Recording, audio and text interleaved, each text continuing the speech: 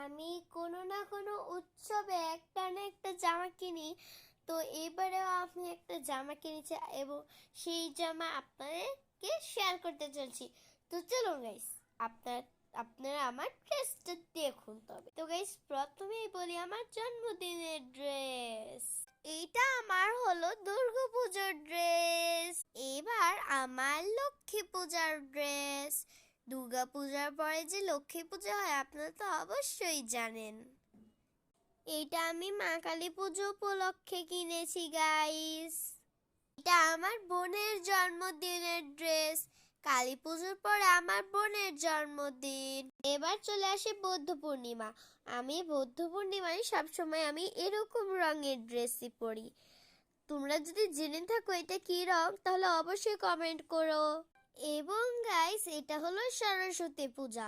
সরস্বতী পুজো উপলক্ষে আমি এই লাল খয়েরি ড্রেসটাই পরেছি। গাইস, আমার বাবার জন্মদিন আমি এরকম ড্রেস পরেছি।